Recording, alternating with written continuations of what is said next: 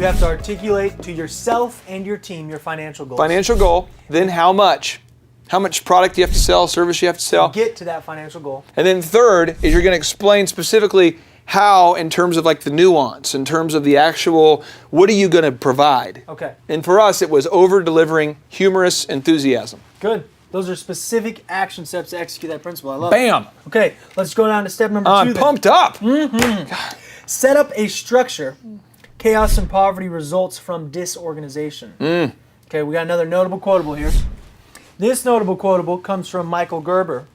And this comes from his book, The Most Successful Small Business. He says, most entrepreneurs are merely technicians with an entrepreneurial seizure. Most entrepreneurs fail because you're working in your business rather than on your business. Clay, what does this mean to you? Well, what's happening is if you don't have a structure for your business, like if you don't have a specific way, so let's just go through a business. Just real quickly. Marketing, okay? Yeah. Sales. Let's say this is fulfillment, quality control, and this is your accounting. If you don't have a specific way that you market, a specific size for your logo with a specific color and a specific brand standard, a specific brochure, a specific website, a specific slogan, a specific brand, a concept, then you will get casual, which will create casualties, to quote my friend Tim Redmond and my former boss. Casualness creates casualties. So if you don't have a specific system for sales and it's casual, because you're working in the business, you're on the phone. You're the owner right now. If you're the owner right now and you're the one personally making all the sales calls, Right.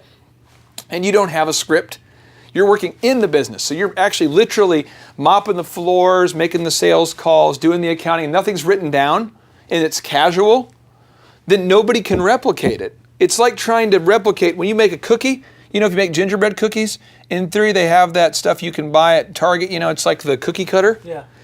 If you buy a cookie cutter, you should be able to make the same cookie over and over times 1,000 with no deviation. Yeah, it's their system. But if you're making a recipe with nothing written down and you're using a cooking cutter that's like you're making with an X-Acto knife, nobody can follow it. So you have to have a system for the marketing, for the sales, for the quality control, for the accounting. And you as an owner need to be working on your business to create these systems so that you are not casual, and therefore you do not create casualties. Because if I come to work for you and you don't have systems, you're freaking me out.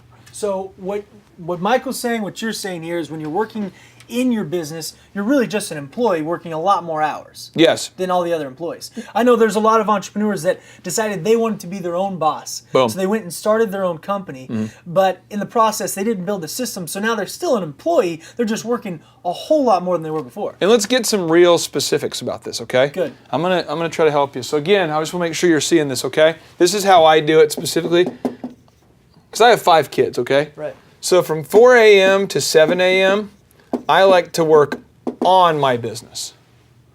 4 a.m. to 7 a.m., sometimes 4 a.m. to 8 a.m. From 8 a.m. until 5 p.m., that's where I work in my business.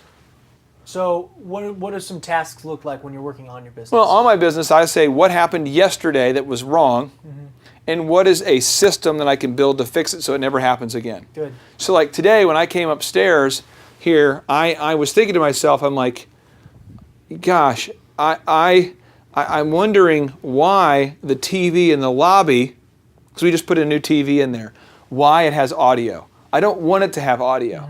It shouldn't have audio because it doesn't make sense because we need to have lobby music.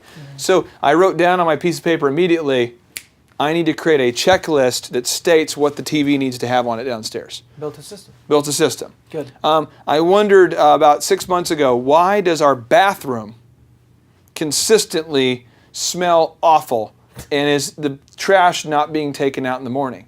So I looked and I said, is this a system problem? So I look at the system and I'm like, is this on the checklist? And I realized it was on the checklist, right? Yeah. We had a great checklist, but we had a horrible person doing it. Okay. So I made a switch, and now we have the incredible Renda, and she's bringing some Splenda to the job, and now it's going great.